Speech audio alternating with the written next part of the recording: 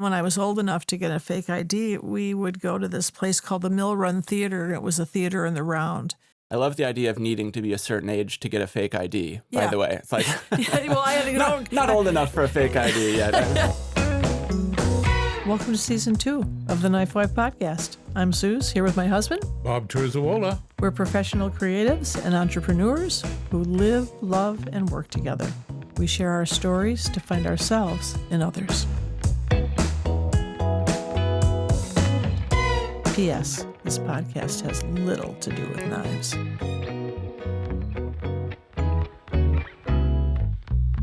Hey, everybody. It's Suz, the TheKnifeWife podcast. I'm here with Fun Bobby. That's me. His last name is Terzuola, and no one can say it. You know, like people call up and they'll say, is Mr. Terzuola there? Mr. Terzuola? And maybe we were just saying it wrong. Maybe they're right. No, they're not. No. It's exactly the way it's spelled. Yes, well, obviously. If you can read, you can pronounce it. Yeah, well, apparently there's a lot of illiterate people calling you up. We were still, shooting for some sort of entertainment that was not toxic. And I think we're there. People who listen to us, they tell me all the time how pleasant it is and how they laugh. And I've had a lot of comedians on. I just had Tony on, and he's very funny. I think we're having a late in life, or I'm having a late in life crisis. I don't think you're having one, Bob. Do you think you're having one? I've had one for the past 25 years or so. Oh, okay. Well, that's as long as I've known you. So I didn't realize that. Oh, I am your late in life crisis. Anyway, so people say, why are you doing comedy at 69? I don't know. When am I going to do it? At 89? No, I think I better do it now if I'm going to do it. So I just started. But we've had a full ride here, and we've had lots of different kinds of guests on. And so it's going more towards people who think out of the box. Because as I say, where is the box? I've never known where it is. And today we have someone I met at a comedy show who had an interesting name. And I thought, did he say Chris Angell? But he did. And I thought, well, he doesn't look like the magician. And he's a tall drink of water. And he reminded me very much of my very tall child. Said his wife was a lot shorter, and my daughter-in-law is a lot shorter than my son. And I could just picture it, and I never met her. Anyway, his name is Chris Angell, and he's here today. Welcome, Chris. Thank you. So glad to be here. Yeah, and he's in the studio with us, which is unusual. A lot of times we do a video thing, and so it's rare that someone's in the studio, so that's really fun. Oh, good. Yeah, I always like face-to-face when it's an option. Me too. And for those of you who know me, you know I'm a glassaholic, and Chris is wearing some pretty cool glasses right now. So I'm all about that. Anyway, so I met him at a comedy show, and that a friend, Victor, told me about that he was doing when he introduced me for my first show that I did. And I went to Vista, and it's at what's it called, the name of the bar? Insane. It's like Insane, but with a Z brewery. Yeah, Insane Brewery. And Chris and these two other comedians put together a great lineup. And I hadn't laughed that hard in a long time. He didn't start out, though, as a comedian. So tell us a little bit about how you started out and how your road to comedy, I call it. Oh, boy. Yeah. Well, I'm not quite as old as you are, but certainly for the comedy world, I am geriatric in terms of starting out. So what am I? I just turned 48. I've been doing stand-up now for a little over a year. Comedy's always been, I would say, one of my sort of great loves, right? Like from a little kid, I most wanted to watch things that made me laugh. Like, sure, I liked Star Wars. I like, adventures and things like that. But if I have my choice, it's going to be comedy every time. And so, but it was always something that I sort of felt a bit of a separation from, right? Like that there was a wall between me and comedy. That's right? them. Yeah. And I'm the audience. Right. Yeah, exactly. And so sure, with my friends or family, you try to make jokes, but never really imagined anything beyond that, I guess. And I probably would have just sort of stayed like that until, my deathbed when I sort of sat up and like, wait, I haven't done stand-up. I took to the bed. Yeah. And when I took to the bed, I realized, but you started out as a pretty straight-laced, job, getting an MBA. Yeah, no, I talk about that a bit in my act. Yeah, I did end up going to business school and having regular kind of serious jobs for quite a while. And, that's kind of what I thought I was supposed to do. And, honestly, in a way that felt more like acting than comedy. Yes. Yes. I'm like, what am I doing here? Yeah, like I can play this part, but I knew it wasn't right because my least favorite question for years and years and years was, "What do you do?" Like, God, whatever you do, please don't ask me that. It's writing my resume was just like listing all of my least favorite things about myself. Yeah. You know For what I me, mean? It was like, oh, here are my failures. Right. Yeah. Exactly. Yeah. So I knew something wasn't right, and like every time I got a new job, like my fear was that I would die in that job, and that would be like the last thing that like anybody had to say about me, and they'd probably say that I loved it or something horrible like that because I wouldn't so be around good. to defend myself. Yeah. So anyway, I ultimately, and I have to say, for if anyone who I worked with is listening to this, you were great. I liked you a lot. We had some wonderful times. It was just the bigger picture, that we're talking about was not a great fit. So yeah, I left my last real job to spend more time with my kids, who were really struggling kind of coming out of COVID. They are twins who basically missed their second half of kindergarten for COVID. So the time when they should have been developing socially, like starting to really kind of build those skills, those soft skills. And instead they were trapped in a relatively small space with their best friend and both of their parents and thought that it was the greatest thing ever. Yeah. And then when it was time to try to reintroduce them to the world, it didn't go well at all. They had no interest. I think sociologically, they're going to look back, and these kids are all going to have this sort of trauma from being shut down. I mean, for your kids, it sounds like, well, they had somebody their age to play with, and they had their parents. Yeah. But a lot of kids, it was not the case. No. And their life was at school, and suddenly they had no life. So I think it's going to be, historically, we're going to look back and say, oh, dear, that wasn't such a good idea. No, I think that's right. And I mean, in the case of my kids, it's really only in fourth grade, I would say, is when they really kind of opened up to some real, they'd have one or two friends here and there, but it was like they operated as a unit pretty much with those friends. Yeah. And Growing now, up, I had twins who were my best friends, these sisters. And so when they were sick of each other, they invited me over. So you probably came over fairly frequently.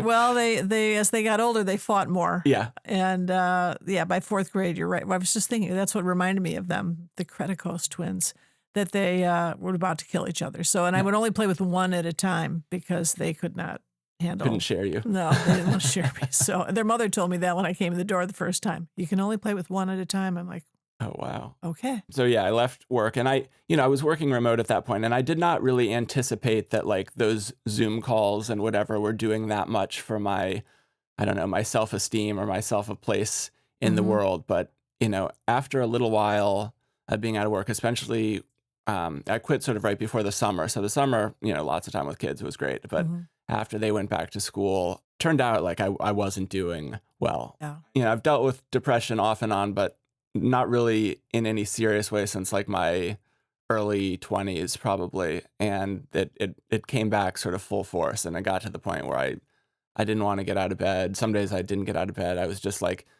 going on Amazon and buying all of the saddest books I could find and just reading so I could like just lie in bed and like weep by myself. It was really, really a good look. Well, I've been there. I have battled it my whole life. And during I take a medication that's very old, and my father took it, and that's how I found out about it. When he turned 80, he realized he was going to die someday. I don't know why it never occurred to him before that day, but it didn't. And so we tried a bunch of different antidepressants with him and finally got him on this old one. And so I take it, but they stopped making it during COVID. Oh, God. And I forgot what the big D, I call that the big D, which is like wearing lead boots. Yeah. Basically. And a lead hat. And yes. a lot of other. And so my energy as I stopped taking it got less and less and less. And just as I was about to take to the bed, they started making it again. My best friend is in the pharmacology business. She's a professor at the med school, and she called me up and said, it's in. Oh, wow. And I'll tell you where to get it, not CVS. I broke up with CVS because they didn't mention it was not going to be made to me. Oh. They just said, oh, we're waiting for it to come in, and we're waiting for it to come in. And I'm like, well, I'm out. I said, do you have any? No. So anyway, so I went to a little private pharmacy that I love in Escondido. And in fact, I do only with this guy. This guy, someone prescribed something for me that he knows I'm allergic to. And he calls me up on the phone. He goes, why did this guy prescribe this for you? Oh, wow. So to have a pharmacist who cares about me and knows me, that's a whole different ballgame. So then, after about 3 days of taking it, I didn't want to take to the bed. I wanted to, go do things, and my energy level came back. And then now I'm, up and running. And if they stop making it again, I'm not sure what I'll do. There's nothing else work. But anyway, so I know what it's like to be there. And I think comics really, we have two sides of our coin. Right. We're really funny and we're really up and whatever. And then there's the other side. And so I accept that. At this point in my life, I'm not going to fight it. But I prefer the happy side, right? Yeah, absolutely. So anyway, so you took to the bed. I did. You're reading books from Amazon. I mean, and, I could only do that so much. Like, I still had to get my kids to school. I still had, was not able to totally withdraw from life. But basically, every opportunity I had. And, my wife, thankfully, rather than leaving me, that was good. signed me up for a level 1 improv class. She's like, I know you've never really talked about improv, but I know you like comedy, and maybe this will be something. Mm-hmm. And at first I was like, whatever, My kids aren't allowed to say whatever to me. Yeah, That's I'm like sure I didn't F say you. that, but like in my head, I was like, improv, I don't want to do improv. I've never I don't talked do about that. it. And the not big like D, how thoughtful of you. Right. Yeah. The big D says, you don't want to do that. That's ridiculous. What made her choose something like that? Had you always been like the comic around the family and I think cracking jokes and stuff? I think to a certain extent, and I introduced her like to a lot of my favorite funny movies. We've gone to see a lot of stand-ups together. Mm-hmm. So it's something that I've talked about as sort of like, if I had a parallel life, what I think I would have liked to have had happen. And, of course, at that point in my mind, I was just like, well, everything's over anyway. But, someone who wasn't quite there, I'd be like, well, actually, you're counting on you living for a little while longer. Why don't we try something else? Yeah. That shows remarkable perception on her part. Yeah, no, absolutely. And just the fact that, it wasn't like, oh, I've got to wait and find the class that I think is absolutely perfect. Like, let's just get in something where there are other people. And I think it was both of those things. One, it was the opportunity to, be funny with intention, right? Learning a new skill that it was just frustrating enough. You know what I mean? Like when you're learning something, you're like, okay, I really wish I'd done that better. But like, I don't know, it's like the way people talk about learning golf, right? Like you can hit 30 bad shots, but if you hit that one good one, it keeps you coming back. Like, you know what that's it was kind of like that. Psychologically? That's called an intermittent reinforcer. Okay, yeah. Gambling is that. Women who are in unhealthy relationships and the guy's nice one day of the month and the rest of the day he's a jerk to her. Yeah. That's what they call it. That's the that clinical term. Yeah. And so, it was a combination of the comedy. I had really lovely teachers there at National Comedy Theater. And I also had really lovely classmates. Mm-hmm. We still communicate. One of my friends from that class came to my show on Saturday. So it was, I think, both of those things, both the social component, because, I guess I didn't realize it, but a job, even if it's remote and you're just doing Zoom meetings, it is a social, interaction, right? It is a community. Yeah. Right. You have shared goals, you have sort of shared knowledge, you have inside jokes, whatever. I didn't value it, I think, enough for that. Right. I was viewing it much more through the lens of like, what does this job like mean about me as opposed to sort of what are the, certain aspects of it mean to me. Yeah. And so I think that's why I wasn't prepared for falling so deep upon leaving it. But so anyway, I loved the first level. I signed up for the second, signed up for the third, had a great time throughout, ended up getting cast in what they call the house team, sort of their first level of improv. And I love my team. I perform with them about once a month. Mm-hmm. And somewhere in that time, I was able to get into the stand-up classes that National Comedy Theater does, which I know you're a veteran as well. Well, just one alum, alum, yes. And Tony was able to look at me and say, as my managers are saying, you're not going to do open mics. Excuse me, I'm going to swear at 1:30 in the morning and dick jokes. That's just not you. You're too smart. You're too sophisticated. You're too, that's not your market. Yeah. And I know that's not my market. You go to bed too early. Well, how I got into this is that my mastermind group asked me what I would do if I could do anything else that, that my parents wouldn't know about or my kids wouldn't know about, I said, oh, I'd be a stand-up. Yeah. So what they did was they tricked me. Oh. And they went to dinner with me. And the last night they said, we have a present for you. And I was looking around the room for a box or a bag or something. I didn't see any present. And they said, we got you 10 minutes at a club in Charleston. Oh, wow. At 10 o'clock. I said, yeah, but here's the thing. I don't have an act. I mean, I just told you this a few days ago. They said, you've been making us laugh all weekend long. You got an act. I said, really? So I got up and I happened to get a text from someone who I will not mention, and it was sent to the wrong person. Oh, and it said, you will be my slave all day. And I went, whoa, too much information. Pretty good offer. Yeah. Anyway, and so I'm like, I don't think this was meant for me. And so I got up and I did 10 minutes and I kind of did a little crowd work too because I didn't have an act, which is why people do crowd work, or to feel out the crowd. And I killed. And that was like a drug for me. Did you have the same experience when you got up there? Absolutely. Although I think had I been put in your situation, it might have scared me away from stand-up forever if I'd had to fill 10 minutes without any preparation. I am fearless. Now I'm fearless. Well, I mean, I would have been afraid of not being funny, I think would have been my main fear. I was banking on it. Yeah. And I thought I would bomb. And I got that's what was so amazing about it. I have yet to bomb, but I haven't done that many live shows. I'm waiting. My day is going to come. Yeah. Well, I mean, I highly recommend it for sure. It sounds, do terrible, but you learn from it, right? Well, it's not, bombing isn't always because you did terrible. Right. It's the wrong room, right? I mean, I guess there is an argument, right? Like when you're on stage, it's your job to figure out how to make the crowd laugh no matter what. But if you only have 3 or 5 minutes, that may not always give you enough time to, that's for sure. to figure that crowd out. And, you do comedy long enough and you're going to end up doing comedy for a crowd that did not know that they were that there was going to be comedy, that they were there to do something different. Yeah. And those can be hard crowds to win over. Right. There was one comic who was talking about a show that he did. I can't remember who said this. And he bombed, and it was in front Nate of Bargatze. They were all Spanish speaking. And they were all Spanish speaking. Yeah. And he said, well, could have told what me do you that. expect? They didn't understand it. Yeah. They didn't understand a word he said. Yeah. Yeah. So who were some of the comics that, early on, or what made you laugh? Oh, gosh. Early on, I mean, when I was very young, I would say like Chevy Chase was huge. Steve Martin, Eddie Murphy, Richard Pryor, Gene Wilder. Yeah. I think those were, and actually when I was very young, there was I don't know what he's done since. There was a comedian named, he did this movie. It was basically a send-up of the sort of plight of African-American actors, and especially comics in Hollywood. It was called Hollywood Shuffle.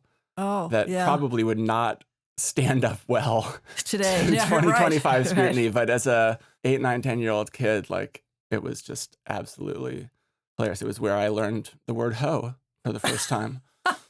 And you weren't talking about the garden. You weren't gardening. No, not gardening. Yeah. Did you ever watch like late night television? I used to watch Johnny Carson and Jack Paar with my dad. Letterman was the one for me. Yeah. Yeah, absolutely. Yeah.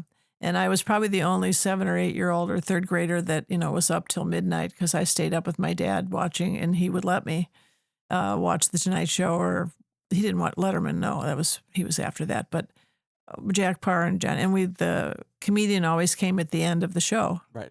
And so we'd say, okay, is he going to invite him to the couch or not?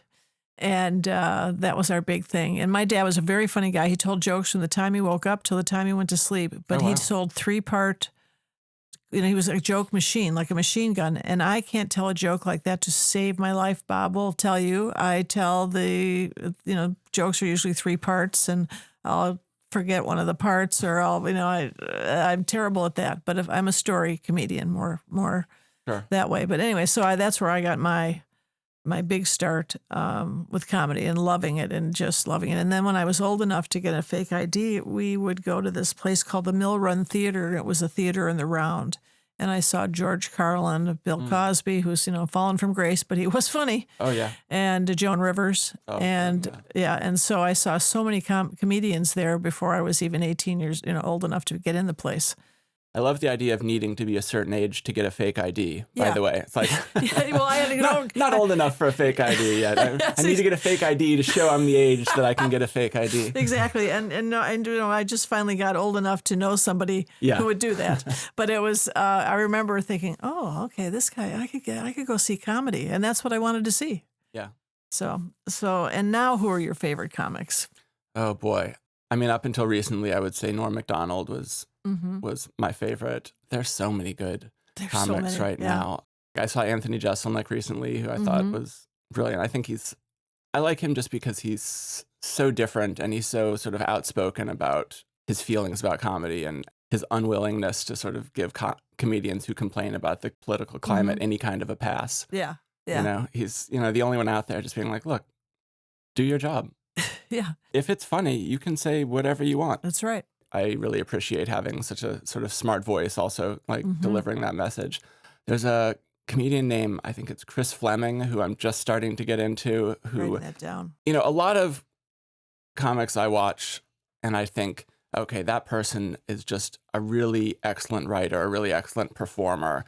Okay, if you kind of work at this over and over, you can get your writing up, you can get your performing up. And then you see a comic who's just so original and different that it's just something else. And I think Chris Fleming, I hope I'm getting his name right. I don't know if it's Christopher Fleming. I think it's Chris Fleming. Anyway, he's someone who fills that box. But I don't know. There's so many. I think Sarah Silverman is hilarious. Gosh, I just heard her bit about. It's an older bit. She was in the hospital getting surgery or something, and I was in the car driving, and people must have been looking at me because I was laughing all by myself in the car out loud. Yeah. So she's funny. She's funny. I mean, a lot of the very New York comics. I love Dave Attell. I love Sam Morril. Yeah, almost I'm a big too fan many. Of Nate Bargatze's. Nate Bargatze's amazing. I mean, I love that he's able to be sort of true to his sort of folksy, clean roots. Right. He really struggled, I think, for a really long time. People did not take him seriously. And in New York, he just got beat up, I guess. Yeah. Yeah, I've heard Maniscalco. Oh yeah. He came up at the same time, and he said, Nate, you just got beat up, and you just kept coming back. Yeah. And so I guess I don't know if I'm 69. I'm not going to have the time to do, 8 years in New York. Right. And I'm not going to do that. But I appreciate anybody who's done that. I mean, anybody who's worked their way up from open mic to, opening for somebody and then a middleman or whatever. They have my ultimate respect, even if I don't think they're that funny. Sure. To hang in there. I mean, it's tough. So you want to start at the top and work your way down? I'm ready. Well, I'm ready for the 1 hour special. What they told me was, and Tony said the same thing.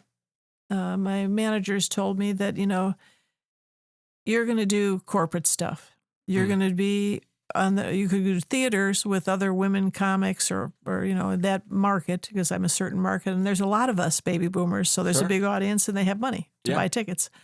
So they said, that's where your market is, and please don't do open mics at, unless I say 1:30 in the morning. Yeah. And it's not going to get you anywhere. And so they're kind of grooming me right now, which I still need, and that's why I sign up for the classes. Sure. Because I get an audience every week for 10 minutes, and I can, although I'm in a class now. There's no faster way to build an 8 or 10 minute set, I think, than the class, right? To work out that much material at open mics would take longer. Yeah. It would. I figured, each class is going to be 10 minutes because I'm going to shoot the special at the end of the year. Mm-hmm. If I can remember, here's the thing about being old. I got to figure out a way to remember. I have a problem when I see comics looking at their phones for their set list or whatever. That drives me crazy. I'm like, come on, this is your job. Memorize this stuff or something. But no one memorizes all the stuff for their specials. Well, I'll have a cheat sheet. I'll have cue cards. I'm used to that. I've worked with that. So I'll have something. But I see it all the time. Just a bullet list on your stool. I mean. Yeah, my stool. That's what the stool's there for. Yeah. I'm not sitting down. And I just had a knee replacement, and I said I had to be able to stand up to do stand-up. Yeah, which also turns out not to be be but yes. Right, I know. You can sit down. I just watched Dave Chappelle sit down on Saturday Night Live. Yeah. Wow, totally. Wasn't that a great monologue? It was really good. It was really good. God, he's so good. Let me ask you, in your opinion, what makes funny? What makes people laugh? what makes a good comedian as opposed to a mediocre comedian? Oh boy. Well, That's what I am. What is the element that makes people laugh?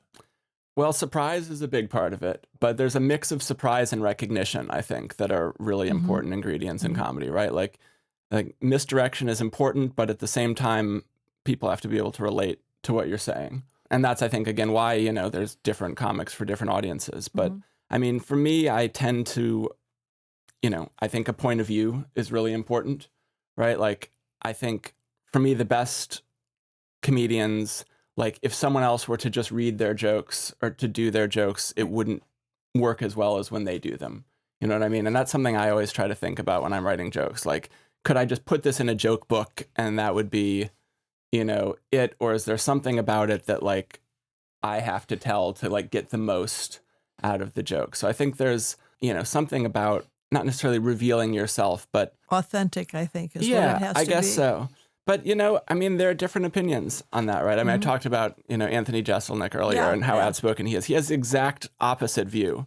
Comedy. He's like, I don't want to know anything about you. Like, I just want you to come up with like a clever joke. I don't care about your life. I don't care about your stories. I don't know if that's the majority view, but, you know, it's clearly another take. And he said something which I thought really stuck with me, which I thought it was a great metaphor. So someone was asking him how many times he'll do a joke before he'll get rid of it. You know, like how many times he'll try it out at a club. And he says, you know, if there's one that I really, really like and it maybe doesn't work the first time, and maybe I'll do it 3, 4, 5 times, something like that. He's like, but for me, I think of my jokes like clocks. Like they either work or they don't. You know, it's like you've got these pieces and either they fit together and it tells the time or not. And there's nothing you can do to kind of fix that, which I thought was really interesting. But that's not how I think of my jokes at all. How do you think of, I want to know how you think of your jokes. What kind of comedian would you say you are? But well, Bob hasn't seen you. I have. Yeah. I mean, my stuff is definitely fairly narrative. A lot of personal stories, kind of personal history. I talk about my marriage. I talk about some of my addictions or sort of bad habits. Talk about my height a fair amount, just because that's one of those things that even if you don't know me, if you see me on stage, it's pretty obvious. So that's an easy thing to work with. You bump your head a lot? I do. Yeah, absolutely. Not on stage much, although, you know. You hope.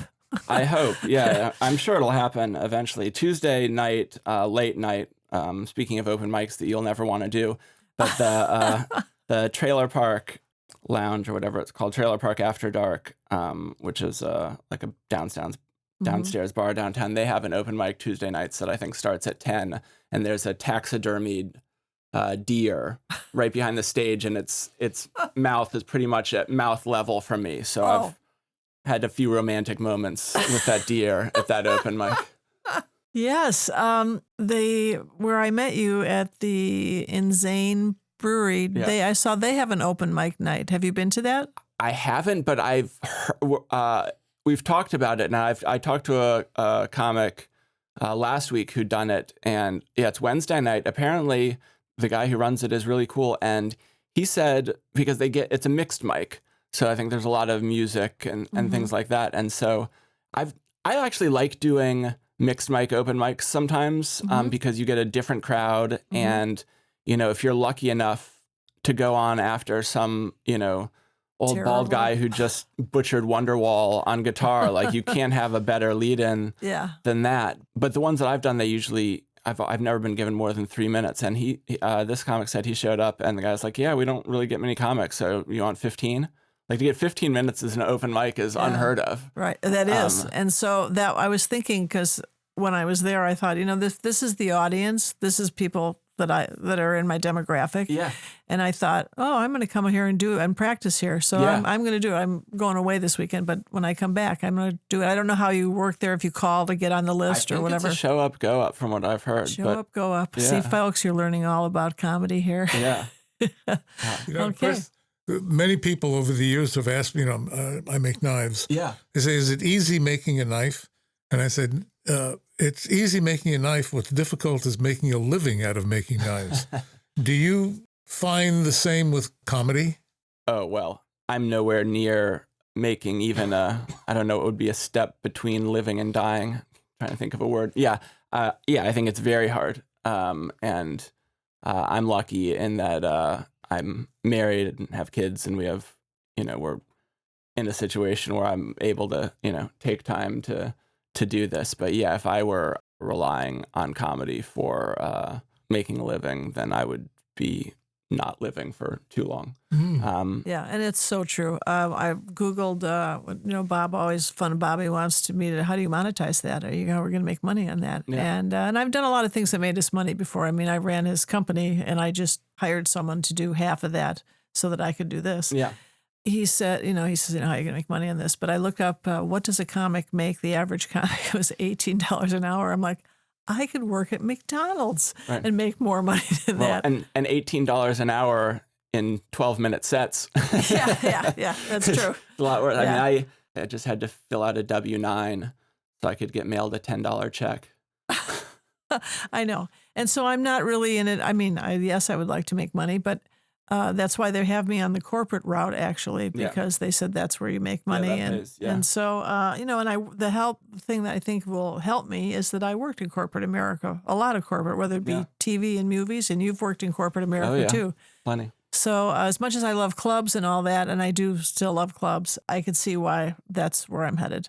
Yeah. And because I have this guy saying, well, where's that $25 they gave you? And someone just asked me to do a show. It's a podcast I'm going to be the comedian on a live podcast. Oh, that's fun. And I said, yeah, that's great. And she said, well, when are you free? I'm like, for this? My calendar's pretty open right now because I'm just getting started. And you're far ahead of me. So you did something that I think is admirable. I believe very much. My husband has been in this business a long time, and there's a lot of new guys, the new bucks, and they have a great Instagram feed. And he does have Instagram because I insisted on it, and I do it. But these guys, he's an old school guy. He doesn't have a CNC machine, which I don't need to bore you with knife making, but he does them all by hand. Sure. And so the young guys, they love the CNC machines because they know every knife is going to look the same. And so those aren't rooms for him. And I believe in making your own room. If there's one thing that the mastermind group taught me was don't try to fit in. Don't audition for all this stuff. Make your own way. And what you're doing right now with Kacklez, I think, is that. And tell us a little bit about Kacklez, because that's how I met you. Yeah, that's right. So it's a group that was sort of originally it spun out of this work, another comic, Victor Paz Jr., who I met in my level 1 improv class. So it ended up being fortuitous in even more ways. And he'd been on the stand-up scene for a while at that point, and he was doing improv actually to help with his stand-up. And so he'd been a veteran of Tony Calabresi's classes as well, and has hosted a number of his shows. It sounds like he hosted. He hosted me. He hosted my show with Tony as well. And so he had been putting on some shows in the South that I'd done a couple of them. He does a great show at Good Bar in Point Loma. I think that's once a month right now. Really great show. It's one of my favorite places to perform in San Diego. But we just been talking about the fact that North County really didn't have, that there's so many people here, and you talk to a lot of people who travel from North County to go down to see comedy, and there just wasn't much going on here. And so along with his partner in the Good Bar show, Shane Chase, we've started this show in Vista that's, right now it's every other week, but I think the hope is, we get enough momentum to make it every week. Yeah. And I think you're headed that way because I was there, it was full, and now you're almost full for the next show. I won't be in town, otherwise my butt would be in one of those seats. So can we get them to serve like 7-Up or something that's besides Diet Coke and beer? Because I'm not a beer girl at all. Is that the only soda option? They only have Diet Coke, Coke, and Dr. Pepper. I said, how about bubbly water? And they said, well, we'd have to be a restaurant. We'd have to have a food license to sell that. So.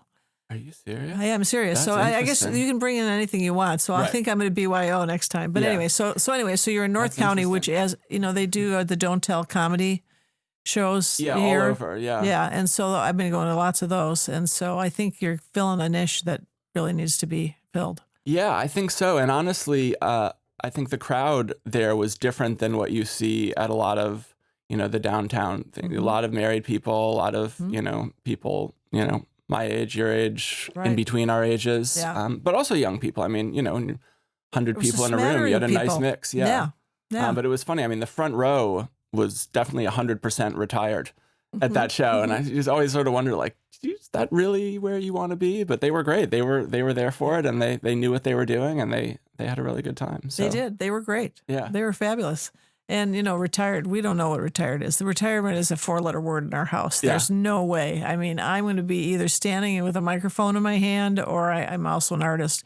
I'll be in my studio pulling a print, or he'll be grinding a knife. And if that's just where we're going out. Well, that's the nice thing about these sort of creative pursuits is it's not like going to an office, right? Like it's not something that you can't wait to be done with. And people said to me, do you have imposter syndrome with comedy? And I really don't. But boy, in my straight jobs, I've had imposter syndrome big time. Like, when is the adult showing up for this job? That can't be me. Right. Yeah. So, no, I definitely get that.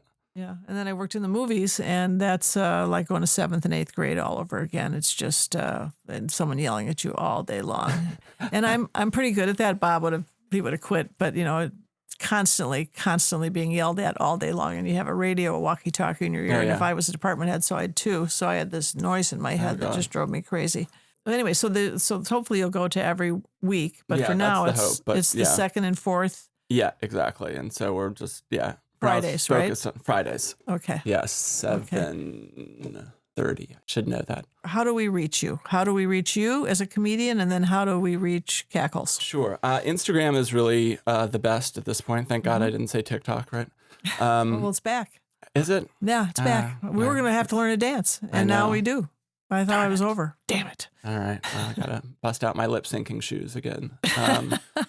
So, Kacklez is Instagram. It's Kacklez, and I am not that Chris Angell. So I don't spell it like the mind freak. It's just ChrisAngell. But if you type not that Chris, I don't think you're going to run into any confusion. Okay. You see a guy with a microphone, that's going to be me. It's hard to tell you the tall one on Instagram. Right? Yeah. It doesn't translate as well on that screen. Yeah. Anyway, okay. Well, everybody, it's been a joy having you here, and I hope to have you back again.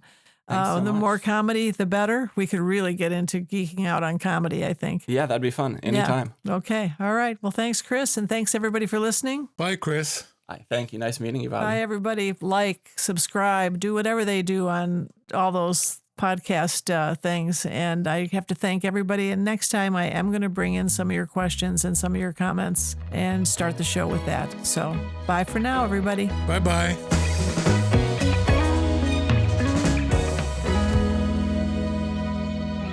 Thanks for listening. If you like what you're hearing, please share this with a friend and subscribe where you listen to podcasts. Support our efforts through Patreon at TheKnifeWife, and for all Terzuola goodness, go to Terzuola.net. And remember, if you're not laughing, you're not living. Comments and questions can be made on Instagram at TheKnifeWife Podcast or our Facebook group, The KnifeWife Podcast. And if you're a couple who work together and would like to be on our podcast, tell us about yourself with an email at eccentricsuz.com or Terzuola.net.